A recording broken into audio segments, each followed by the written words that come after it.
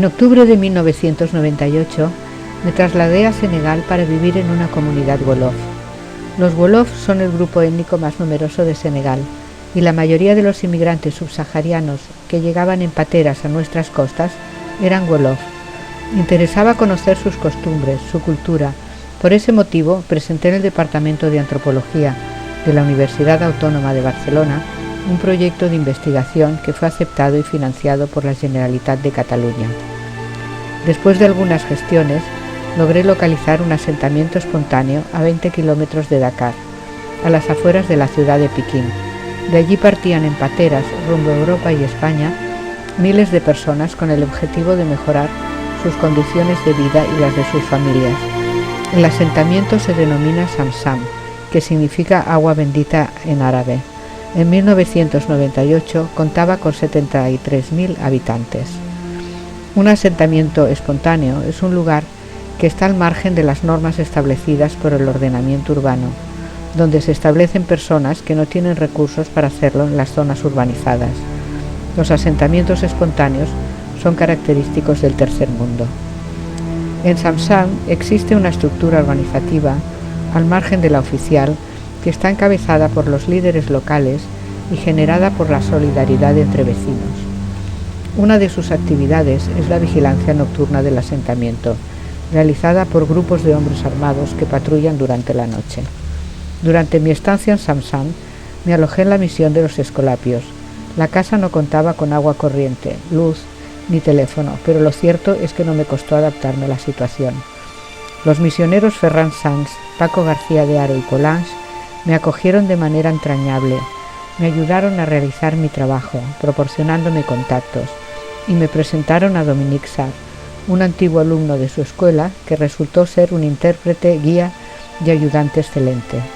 En 1998 Samsam no tenía luz, teléfono ni agua corriente, pero contaba con 5 fuentes de agua potable y varios pozos con agua de calidad dudosa. El agua de las fuentes era de buena calidad, pero debía pagarse. El agua de los pozos era de libre acceso. Se sabe que en algunos asentamientos el agua potable es controlada por grupos mafiosos. No todos los vecinos podían comprar agua potable para beber. Eso generaba graves problemas sanitarios. Las calles están cubiertas con la arena que el viento trae de las dunas cercanas. Los coches no pueden entrar en Samsam. Algunas áreas permiten la circulación de carritos, pero en otras su complicada orografía de grandes desniveles no lo permite.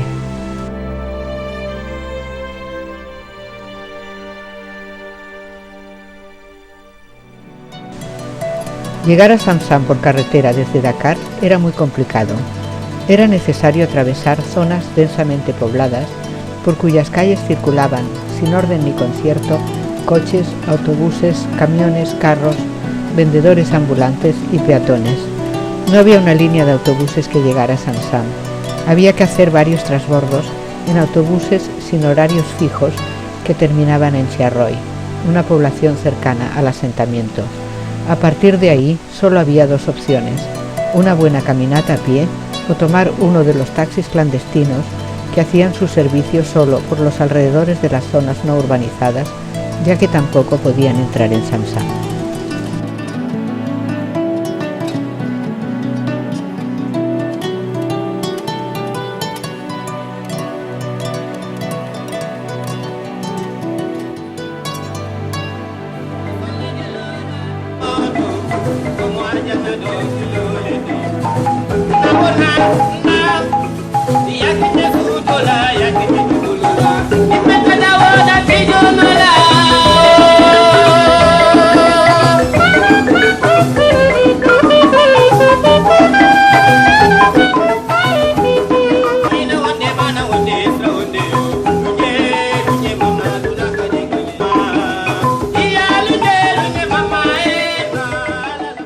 A través de Samsam pasa la línea férrea Dakar-Bamako.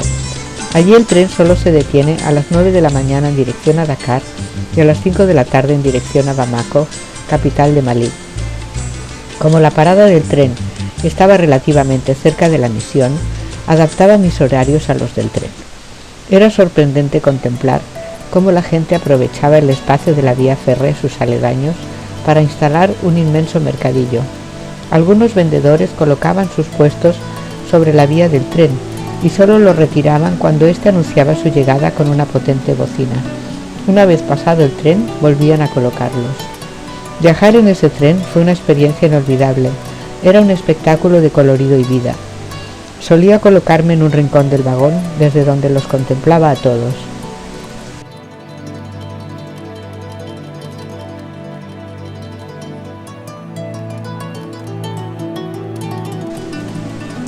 En Samsam había 5 tiendas o pequeños bazares en donde se vendía un poco de todo. También algunas personas colocaban ante la puerta de sus casas pequeños puestecillos de frutas o verduras. Algo que me impactó profundamente fue la venta por unidades, muy frecuente en el tercer mundo y que yo desconocía. Consiste en vender unidades de los distintos productos. Por ejemplo, las aspirinas se venden por comprimidos sueltos. Esto ocurre fundamentalmente en los barrios más pobres, pero también lo hacen los vendedores ambulantes en Dakar. Por otro lado, en Dakar u otras ciudades importantes hay grandes mercados con toda clase de productos. Allahumma salli ala Sayyidina Muhammad adada ma fi ilmillah salatan daimatan fi dawadi munkir. Más del 95% de los wolof son musulmanes. La conversión de los wolof al Islam es muy antigua. Se inició hace 1000 años, pero su expansión no se produjo hasta finales del siglo XIX y XX. Los wolof pertenecen en su mayoría a la cofradía murid de orientación sufí, pero mantienen muchas creencias y tradiciones previas a la implantación del Islam en Senegal, lo que conforma una manera de entender el mundo y unas creencias religiosas muy peculiares. La característica principal del Islam wolof es la existencia de cofradías. Ninguna sociedad del oeste africano posee organizaciones socioreligiosas como la de los wolof. Son raras las personas que no pertenecen a una cofradía y que no están vinculadas a un marabut de dicha organización. Las cofradías juegan un papel muy importante en la emigración de los wolof, ya que la cofradía los acoge y protege en el lugar de destino, proporcionándoles alojamiento, alimentos y trabajo. La ciudad de Touba es la capital del muridismo. Allí reside el marabut Bara Makbe, actual líder religioso de la cofradía. El califa de Touba, Barak Makbe, posee mayor poder que el presidente del gobierno de Senegal.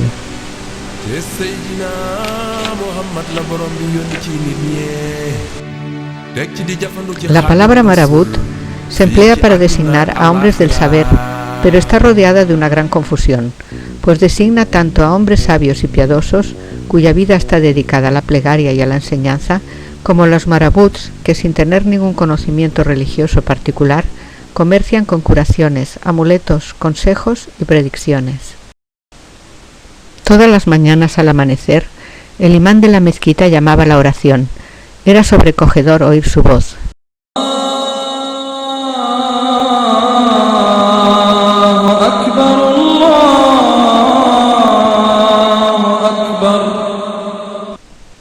Tras varios intentos y largas esperas en las antesalas de las consultas, logré entrevistar a un marabut especializado en exorcizar a los jinn malignos que se vinculan al diablo o Saitán en la tradición islámica.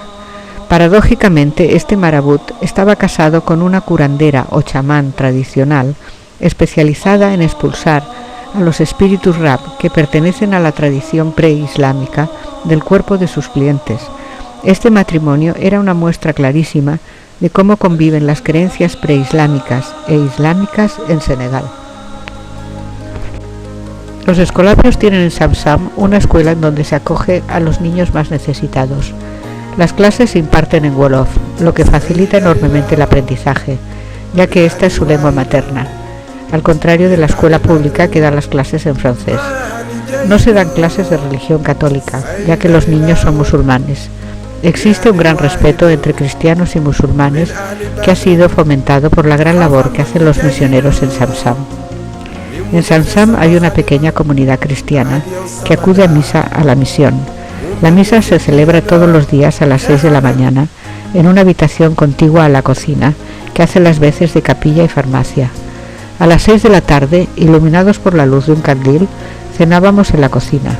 Los misioneros dejaban siempre abierta la puerta que daba a la calle, porque algunas personas acudían a esa hora esperando que los invitáramos a sentarse a nuestra mesa. Así que no cenábamos solos ningún día y compartíamos lo que hubiera con nuestros vecinos. Normalmente hacíamos una buena cazuela de espaguetis con tomate, sabiendo que íbamos a tener invitados. En colaboración con la UNESCO, Centro de Relaciones Internacionales de Barcelona y la Escuela Pia, se inauguró hace ya algunos años el Club Martin Luther King, cuya mayor labor en Senegal consiste en la promoción de las lenguas locales, Wolof, Serer, Mandinga, Diola, Peul, etc., traduciendo los libros escolares que estaban escritos en francés a dichas lenguas, facilitando así el aprendizaje de los niños de Senegal.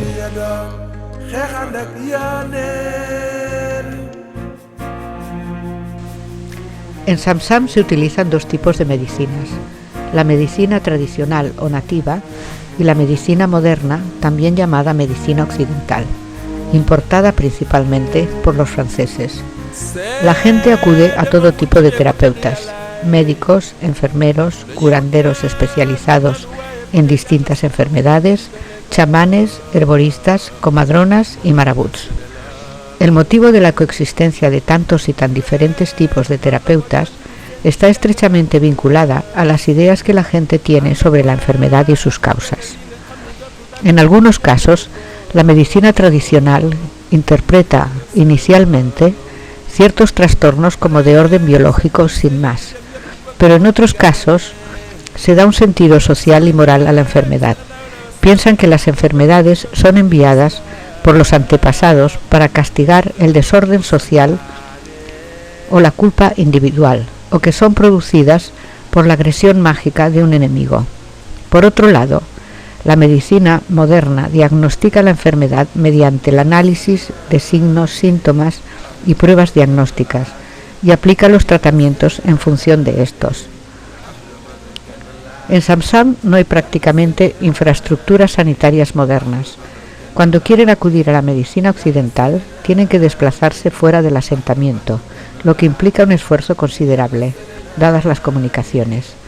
Dakar tiene 7 hospitales modernos y clínicas privadas, con buenos médicos, pero en las áreas rurales y en los asentamientos, los recursos sanitarios occidentales son muy escasos. La medicina moderna u occidental puede solucionar poca cosa debido a la escasez de recursos. Por otro lado, la gente acude masivamente a la medicina tradicional, que es la más familiar y la más asequible. Frecuentemente, cuando una medicina no soluciona su problema, acuden a la otra, y a menudo siguen los tratamientos de las dos medicinas para curar su enfermedad. Acompañada por Dominique, visité todas las infraestructuras sanitarias a las que solían acudir los habitantes de Samsam. En el asentamiento hay una casa de salud en la que una enfermera y un enfermero hacen lo que pueden sin prácticamente recursos. También había un centro de nutrición infantil. Había niños que pasaban hambre y estaban desnutridos. En el centro se les daban los alimentos necesarios para conseguir un peso y una talla adecuados a su edad y mejorar su estado general de salud. Gracias a ese proyecto, la situación de muchos niños mejoró. Después, cuando yo había regresado a España, me dijeron que el Banco Mundial había retirado los fondos y el centro tuvo que cerrar. No de lejos de Samsam, a 1 hora a pie más o menos, se encuentra el centro de salud Hadimur Rasul, que pertenece a otro distrito, pero atiende a pacientes de Samsam. Allí trabajan médicos, tienen un pequeño laboratorio, rayos X y una sala de hospitalización. Lamentablemente, los enfermos suelen llegar allí muy deteriorados. Los senegaleses son gente alegre y acogedora. Durante el tiempo que estuve allí, no cesaron las invitaciones para tomar el té o para comer con las familias. No me sentí nunca como una extraña y pude establecer una sincera relación con las personas gracias a los misioneros que son muy queridos en Samsam. Originalmente los Wolof eran campesinos. Su estructura familiar se organizó en función de la explotación eficaz de las tierras. Formaban familias muy extensas, en donde existía una jerarquía con predominio de los hombres sobre las mujeres y los hijos primogénitos sobre los cadetes o miembros de menor edad de la familia. La práctica de la poligamia permitió reunir grandes grupos familiares. Actualmente, los cambios económicos y políticos están afectando a las dimensiones de estas familias, que se están reduciendo considerablemente y adaptándose a las nuevas condiciones de vida.